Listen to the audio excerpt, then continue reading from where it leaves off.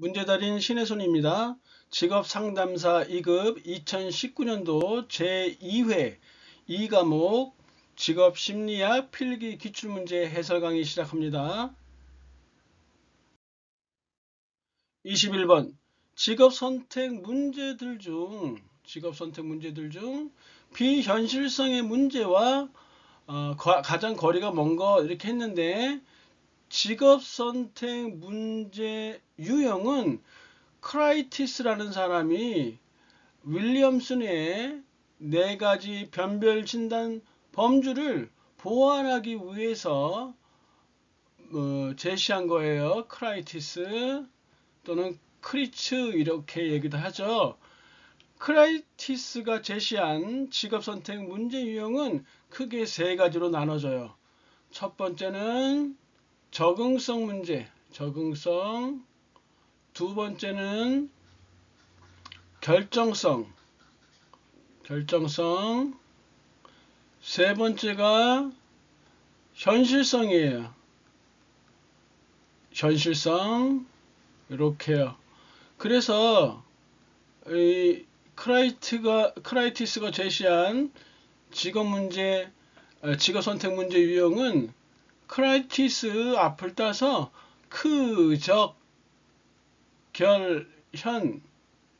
크적결현 이런 식으로 외워주시면 돼요. 적응성, 결정성, 현실성 이렇게 나눠진다.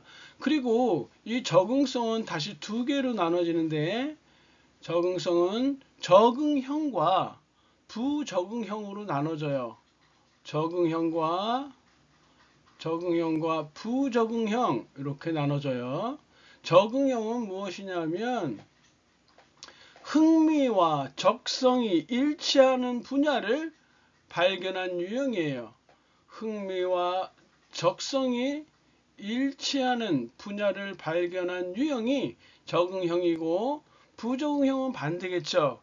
흥미와 적성이 일치하는 분야를 찾지 못한 그런 유형이다. 쉽죠, 이거는? 그 다음에 2번째가 결정성인데, 결정성은 크게 다시 2가지로 나눠져요. 다재다능형이냐, 우유부단형이냐, 2개로 나눠진다. 다재다능, 우유부단. 다재다능은 재주가 너무 많은 것이죠. 우리말에도 그런 거 있죠. 재주가 많은 팔방미는 굶어 죽기 또 닮았다.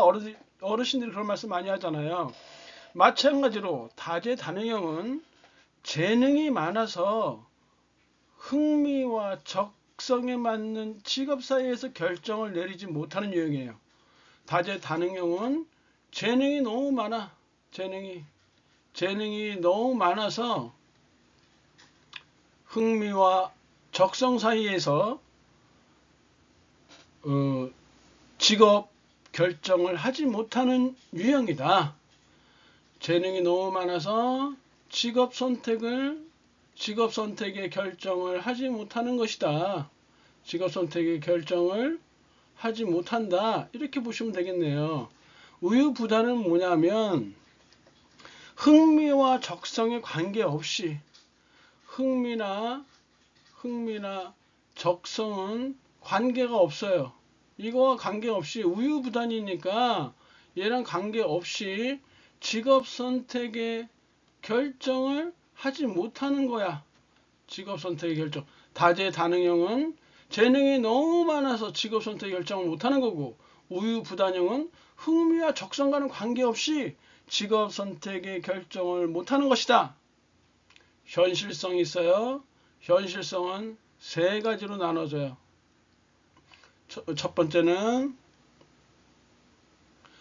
비현실형이에요. 비현실형. 2번째는 강압형이에요. 비현실형. 2번째는 강압형. 3번째는 불충족형이에요. 불충족. 이렇게 3개로 나눠볼 수가 있어요.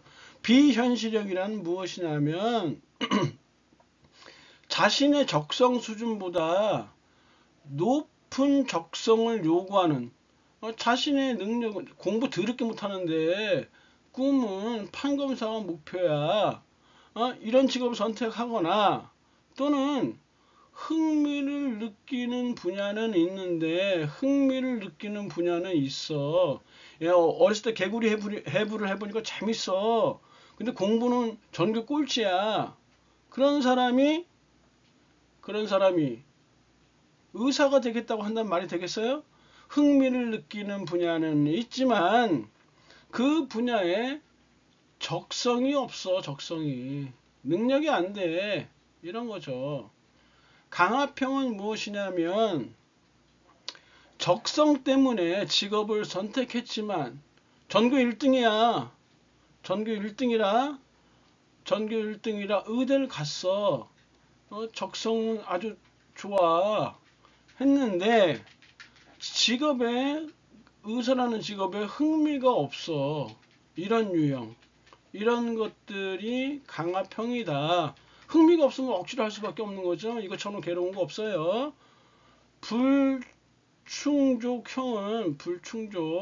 불충족형은 흥미와는 일치하지만 자신의 적성 수준보다 낮은 적성을 요구하는 직업을 선택하는 유형이에요. 흥미는 있어. 재밌어 해. 근데 자신의 적성 수준보다 낮은 적성을 요구하는 직업을 선택하는 유형, 이게 불충족형이다. 자, 크라이티스의 직업 선택 문제 유형은 적응성, 결정성, 현실성 이렇게 나눠지고, 적응성은 적응형, 부적응형, 결정성은 다재다능형, 우유부단형, 현실성은 비현실형, 강압형, 불충족형 이렇게 나눠진다. 현실성은 다른 말로는 비현실성 문제라고도 해요. 비현실성은 비현실성 문제라고도 한다. 비현실성이라고도 해요. 그래서 비현실성 문제니까 우리는 비현실형, 강압형, 불충족형 중에 찾으면 돼요. 비현실형은 뭐냐?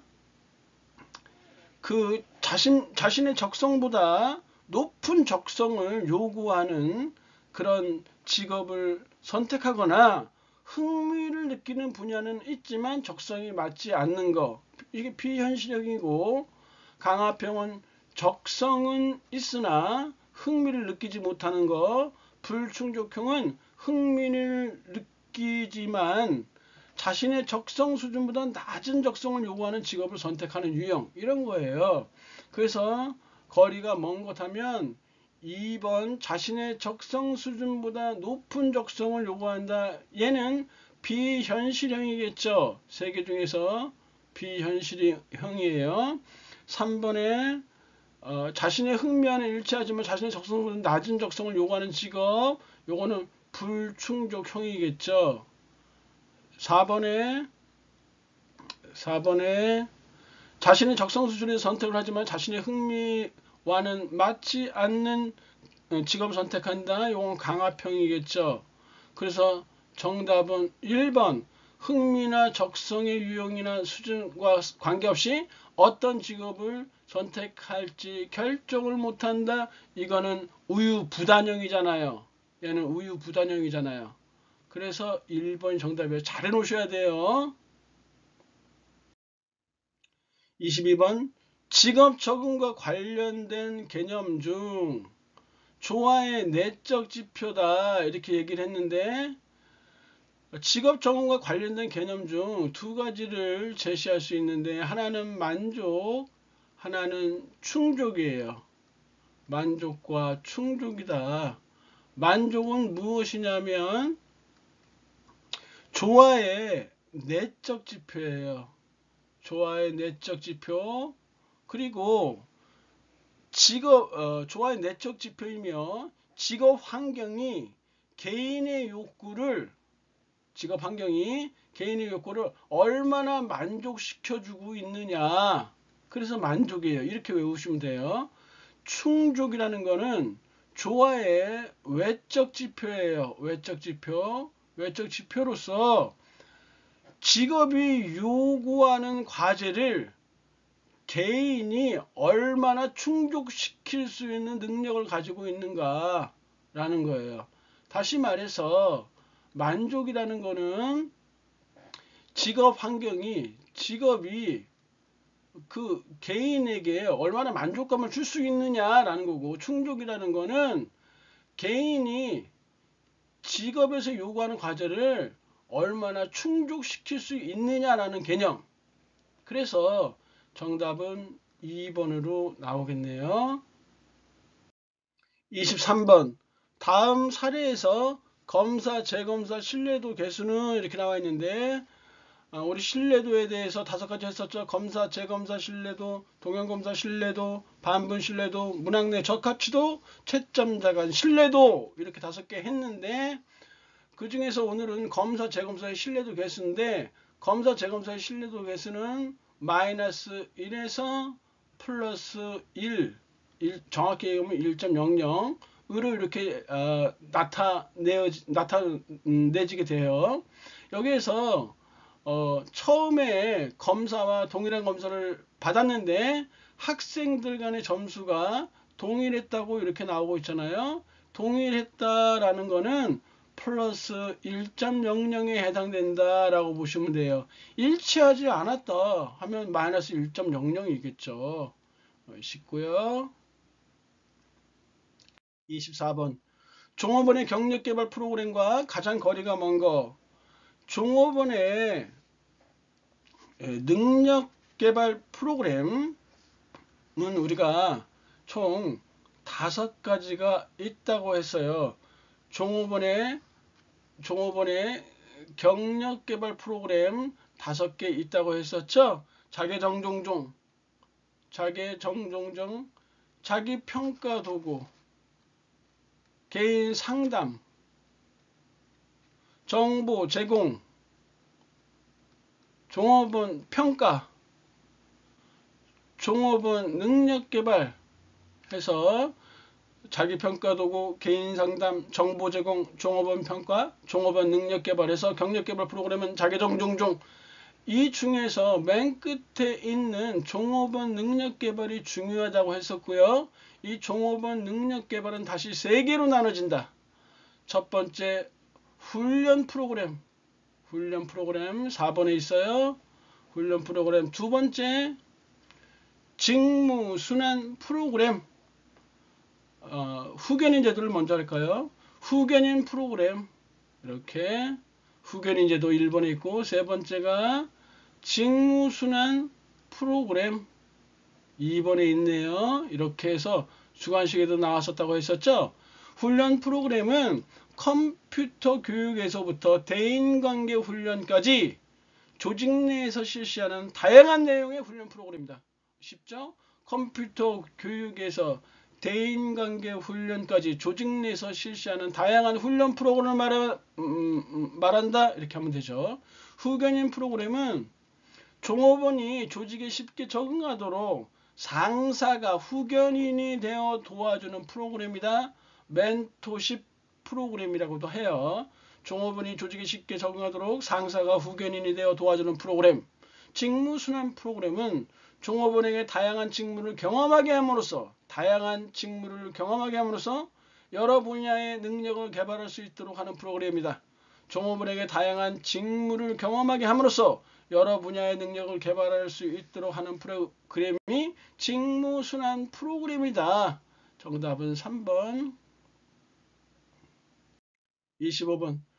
직무 스트레스 촉진 완화 조절 요인 또는 조절 변인 또는 매개 변인 이렇게 했었죠.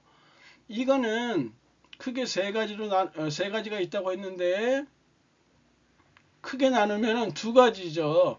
개인적 속성이냐, 개인적 속성, 그리고 상황 속성 이렇게 나타낼 수 있다고 했죠. 개인적 속성은 AB 성격 유형, 여기에 대해서 주관식에서 나온 적도 있기 때문에 나중에 설명할 거예요. 그 다음에 두 번째가 통제 위치, 통제 소재 이렇게도 얘기를 하고요. 통제 소재, 이렇게 얘기하고, 상황적 속성은 사회적 지원 이렇게 얘기를 했어요. 그래서 지금 1, 2, 3번이 여기에 해당되고, 반복적인 단조로운 직무는 스트레스를 유발하는 스트레스 유발 원인, 스트레스 원 이렇게 얘기를 해요. 4번 정답이네요. 26번. 직무 분석의 방법과 가장 거리가 먼 것. 직무 분석 3개가 있다고 했었죠. 첫 번째 최초 분석법, 두 번째 비교 확인법, 세 번째 대입헌법, 이렇게 3개 최비대라고 했었어요. 그리고 최초 분석법은 면관체 설록중, 면접법, 관찰법, 체험법, 설문지법, 녹화법, 그리고 중요사건 기법, 특히 얘가 중요하다고 했었어요. 일단 여기서 답은 요소 비교법 아니죠? 27번. 가치 중심적 진로 접근 모형의 기본 명제와 가장 거리가 먼 거 했는데, 진로 접근 모형은 브라운이라는 사람이 제시한 거예요. 브라운이 제시한 건데, 이 진로 접근 모형의 기본 명제, 이거 외워두실 필요가 있어요. 2차에서도 한번 나왔었고요. 그래서 우리는 이거를 키워드를 이렇게 한번 정해봤어요. 우가 역생생, 우가 역생생. 말이 좀 어려워서 좀 잘 살펴보셔야 돼요. 첫 번째 우는 개인이 우선권을 부여하는 가치들은 얼마 되지 않는다. 그렇죠? 우리가 살아가면서 내 인생에서 우선권을 두는 가치 그렇게 많지 않아요. 뭐 돈을 많이 벌겠다. 나는 뭐 어떤 훌륭한 학자가 되겠다. 과학자가 되겠다. 몇 개 되지 않는다고요. 그래서 우하고 두 번째 우는 무엇이냐 하면, 우선순위가 높은 가치들은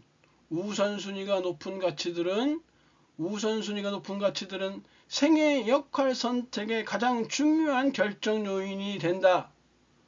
우선순위가 높은 가치들은 생애 역할 선택의 가장 중요한 결정 요인이 된다. 말 되죠? 우선순위가 높은 가치. 나는 돈을 진짜 엄청 많이 벌고 내 인생의 최고 높은 우선순위는 난 돈 버는 거야 한다면, 생애 역할 선택, 내가 어떤 삶을 살아갈지에 대해서 가장 중요한 결정 요인이 된다. 말 되고 싶죠? 그 다음에 우가 2번에 나와 있는 가치예요. 가치는 환경 속에서 가치 담은 정보를 획득함으로써 학습된다. 가치는 환경 속에서 가치를 담은 정보를 획득함으로써 학습된다. 그 다음에 역은 한 역할의 특이성이라는 건 현저성이라고도 하는데, 두드러진다는 거야. 어떤 한 역할의 두드러짐은 역할 안에 있는 필수적인 가치들의 만족 정도와 관련된다. 한 역할의 특이성은 역할 안에 있는 필수적 가치들의 만족 정도와 관련된다. 이렇게. 그 다음에 생의 만족은 모든 필수적인 가치들을 만족시키는 생의 역할에 달려있다. 그렇겠죠. 생의 만족. 내가 만족스러워라는 거는 내가 모든 필수적인 가치들, 뭐 돈 번다든지 뭐 성공한다든지 이런 모든 필수적인 가치들을 만족시키는 생의 역할에 달려있다. 마지막으로 생은 4번에 생의 역할에서의 성공은 학습된 기술과 인지적, 정의적, 신체적 적성을 포함한 다양한 요인에 의해 결정되어진다. 이렇게 쓰시면 돼요. 그래서 4번이 틀렸네요. 가치 중심적 진로접근 모형, 우가 역생생, 개인이 우선권을 부여하는 가치들은 얼마 되지 않는다.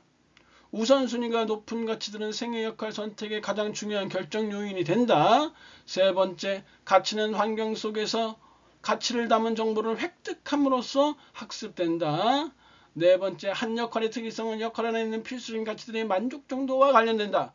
다섯 번째, 생애 만족은 모든 필수적인 가치들을 만족시키는 생애 역할에 달려있다. 여섯 번째, 생애 역할에서의 성공은 학습된 기술과 인지적, 정의적, 신체적 적성을 포함한 다양한 요인에 의해 결정되어진다. 정답 4번.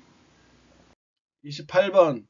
파슨스가 제시한 특성 요인 이론의 기본 가정이 아닌 것은 했는데 사실 지금 보기 1, 2, 3, 4번에 나와 있는 거는 파슨스가 아니라 클라인과 바이너의 가설인데 이 클라인과 바이너가 파슨스 이론을 정리하는 과정에서 제시한 거기 때문에 파슨스가 제시한 이론을 그냥 같이 처리를 해버려요. 원래는 클라인 바이너의 가설이다. 1번에 인간은 신뢰롭고 타당하게 측정할 수 있는 독특한 특성을 지니고 있다. 1번 맞는 내용, 측정할 수 있는 독특한 특성을 지니고 있다. 맞는 거죠. 두 번째, 직업은 그 직업에서 성공을 위한 매우 구체적인 특성을 지닐 것을 요구한다. 맞고요. 3번의 진로 선택은 다소 직접적인 인지 과정이므로 개인의 특성과 직업의 특성을 짝짓는 것이 가능하다. 맞는 거예요. 4번이 틀렸네요. 이렇게 해서 4번이 틀렸어요. 4번은 이렇게 고쳐야죠. 개인의 특성과 직업의 요구사항이 서로 밀접한 관계를 맺을수록 직업적 성공의 가능성은 커진다. 개인의 특성과 직업의 요구사항이 서로 밀접한 관계를 맺을수록 직업적 성공의 가능성은 커진다. 당연한 얘기겠죠. 그래서 요 4개를 반드시 기억해 두시기 바래요. 참고로 20년 전에 나온 문제는 1번이 신뢰롭고 타당하게 측정할 수 없는 이런 식으로 나왔었잖아요.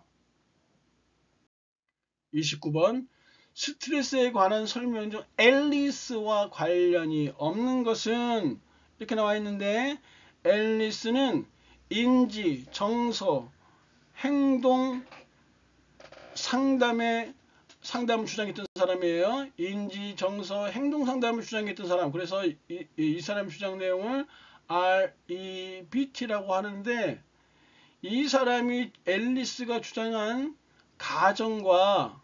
가정이 주관식에도 나온 바 있었지만 특히 ABCDEF 모델이 주관식이 엄청 많이 나왔고 20년도에도 나왔었어요. 앨리스에 다시 한번 나오면 그때 한번 해볼게요. 일단 1번 정서 장애는 생활사건 자체를 통해서 나타난다 했는데 앨리스가 중시했던 것은 비합리적 사고예요. 그래서 정서 장애는 생활사건 자체를 통해서 나타나는 게 아니라 비합리적 사고로부터 나온다. 비합리적 사고. 그래서 이거 1번이 틀렸네요. 비합리적 사고를 통해 일어난다. 관련이 없는 거 1번이에요. 2번 행동에 대한 과거의 영향보다는 현재에 초점을 둔다. 중요하고 역기능적 사고는 정서 장애의 중요한 결정 요인이다. 중요하고 부정적 감정을 유발하는 스트레스는 비합리적 심리에서 나온다. 맞는 내용이에요. 30번 점수 유형 중에서 그 의미가 모든 사람에게 단순하고 직접적인 한지 뜻내에서 개인의 상대적인 위치를 살펴보는데 적합한 것은 이 답은 쉽게 100분위 점수로 나오는데 이런 건 별 의미가 없고요. 우린 이걸 해야 돼요. 2차 시험에 많이 나왔던 것인데 계속 나와요. 집단 내 기준이라는 게 있어요. 집단 내 기준이라는 게 있는데 집단 내 기준은 3가지가 있어요. 첫 번째 보기 4번에 나와 있는 100분위 점수. 두 번째 표준 점수.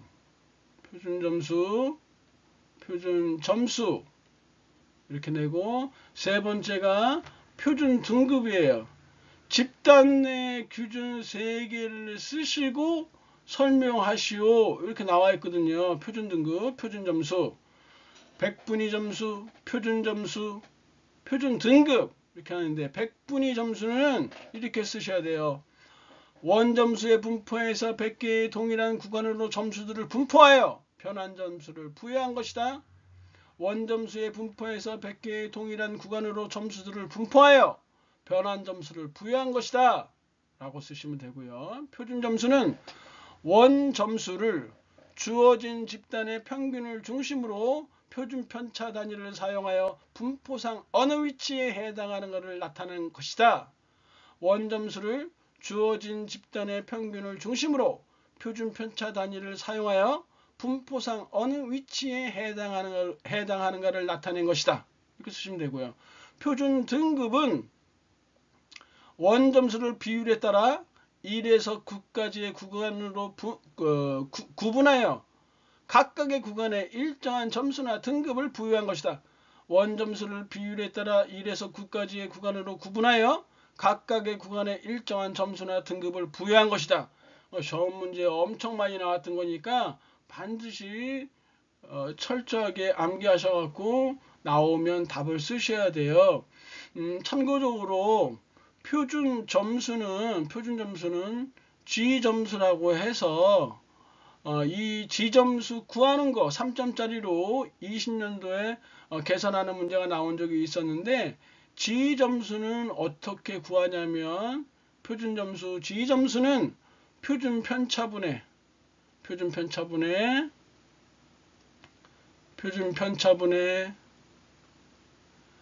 원점수 마이너스 평균이에요.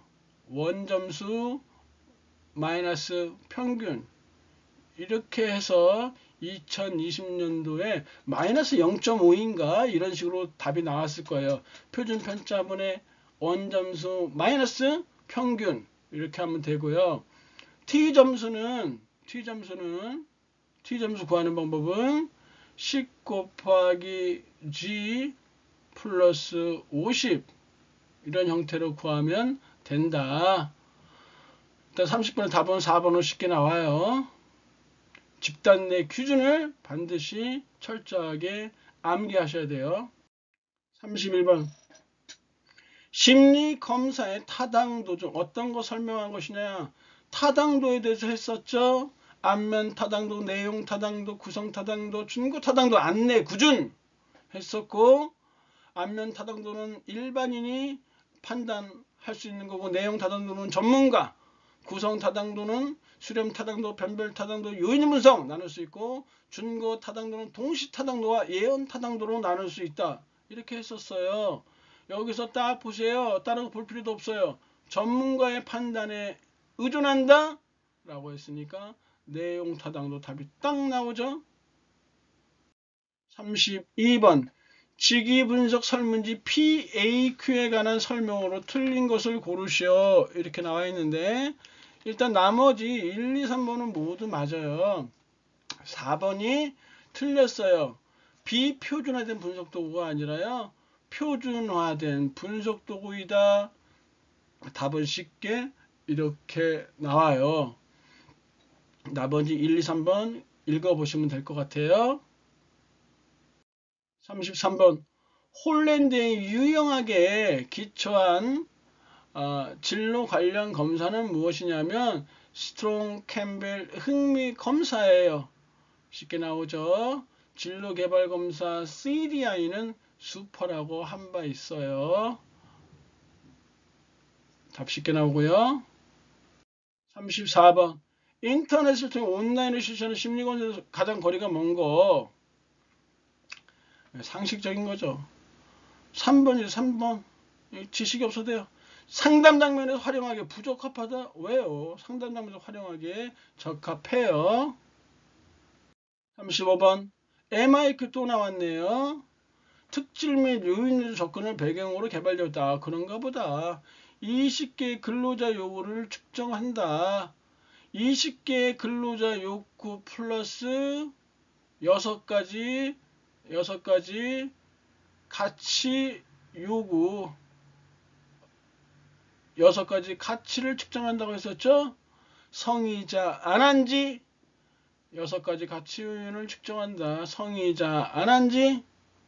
3번에 주 대상 4번에 나왔네요. 6개의 가치 요인을 측정한다. 이렇게 주 대상은 13세 이상이 아니라 16세 이상의 남녀이다. 초등학교 고학년 이상의 독해력이 필요하다. 이거 맞는 거네요. 이 문제가 이거 너줄너줄하죠? 틀려버리세요, 이런 거. 36번. 사람들이 어떤 상황에 기여한 정도에 따라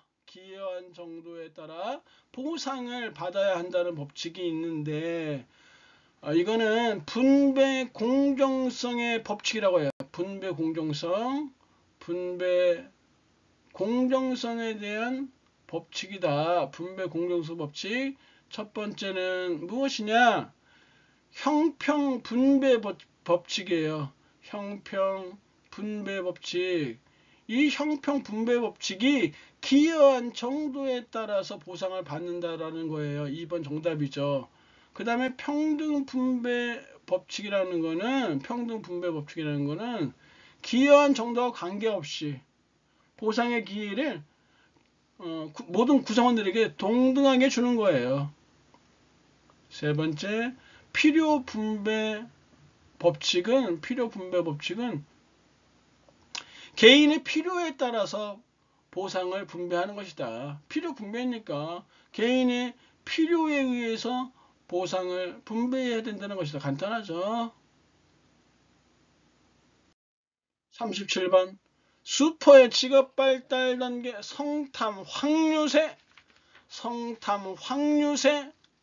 이건 껌이죠, 껌. 이렇게 했죠. 참고로 어차피 슈퍼에 성탐 확률세가 나왔으니까 성탐 확률세에 대해서 설명한 바 있었고요. 여기서 하위 단계를 한 번씩 해보죠. 성장기의 하위 단계는 환상기, 흥미기, 능력기, 환흥능이에요. 탐색기의 하위 단계는 잠전시예요. 잠전기, 전환기, 시행기. 확립기의 하위 단계는 시행기와 안정기예요. 이렇게 별로 중요하지 않고요. 여기서는 환흥능, 성장기의 하위 단계에 환흥능, 환상기, 흥미기, 능력기, 탐색기의 하위 단계, 잠전시. 요 두 개가 중요해요. 긴즈버그랑 많이 헷갈릴 수 있죠. 그래서 첫날은 제가 슈퍼와 긴즈버그의 직업 발달 단계 중 상위 단계만 했었어요.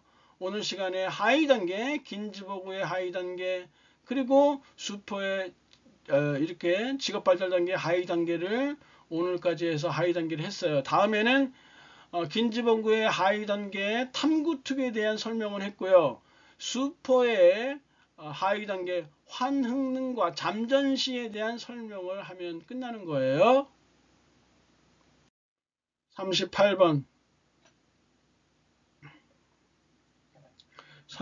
문제는 생판 모임 누구예요? 얘가 윌리엄슨이에요. 윌리엄슨이 분류한 진로 선택 문제 중 어떤 유형에 해당하는가? 윌리엄슨이 분류한 진로 선택 문제라는 게 뭐냐면 이게 변별진단 4가지 범주를 얘기하는 거예요. 같은 표현이에요. 변별진단 4가지 범주. 일본에서 이 윌리엄슨의 변별진단을 보완한 것이 크리치의 크적개론, 적응성, 결정성, 현실성이라고 했잖아요. 윌리엄슨의 변별진단 4가지 범주는 첫 번째가 무엇이냐?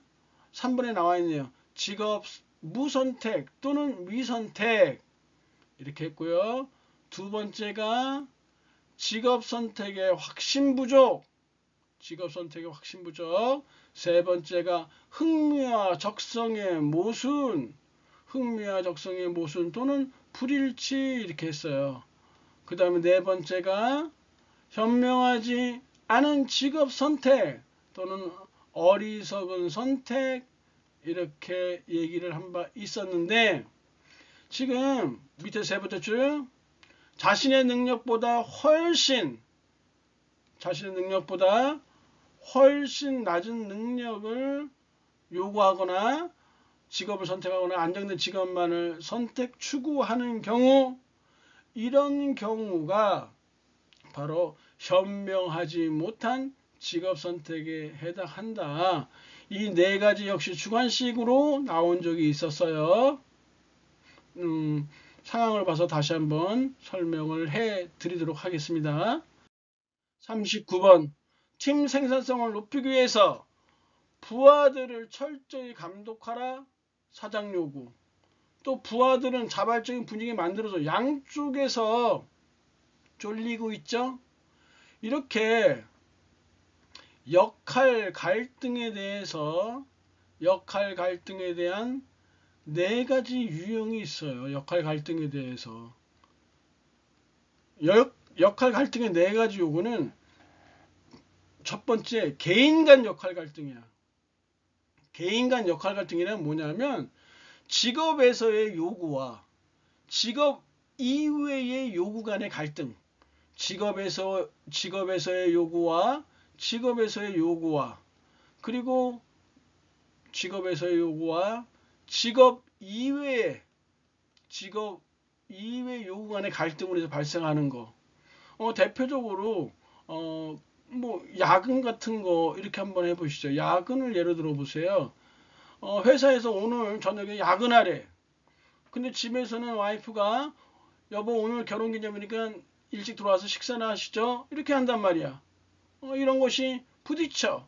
이게 개인 간 역할 갈등이다. 개인의 역할 갈등은 무엇이냐면 직무의 요구와 개인의 가치관이 다를 때, 직무의 요구와 직업에서의 요구와 그리고 개인의 가치관이 다른 경우에 발생할 수 있는 역할 갈등이다. 대표적으로 사채업에 종사하는 사람, 사채업에 신입사원으로 들어가서 직장 구하기 하도 어렵고 그랬더니 돈 받아오래. 막상 가봤더니 돈을 받아올 수 없을 정도로 불쌍한 사람이야. 내가 이 일을 계속 해야 하는가? 이런 거. 개인의 역할 갈등, 대표적으로 사채를 생각하시면 쉽게 이해하실 것 같아요. 그 다음에 송신자 간 갈등은 지금 문제에 나와 있는 것처럼 양측에서 이렇게 당하는 거예요. 송신자 내 갈등은 무엇이냐면 업무 지시자가 서로 배타적이고 양립할 수 없는 요구를 요청할 때 발생한다. 업무 지시자가 서로 배타적이고 양립할 수 없는 요구를 요청해요. 예를 들어서 한마디로 또라이죠, 또라이. 어떤 직장 대표가 김 과장 요번에 실적 좀 올려야 되니까 직원들 좀 다그쳐 해놓고 오늘은 또 직원들 너무 달달 볶지 말어 이렇게 얘기를 한단 말이죠. 이건 뭐 어떡하란 얘기예요. 이 또라이죠, 또라이예요. 음료수도 아마 개또라이만 먹을 거예요. 그래서 4번이 정답이고, 그 다음 문제 40번이요. 직업지도 프로그램 선정 시 고려할 사항과 가장 거리가 먼 거 이렇게 나와 있는데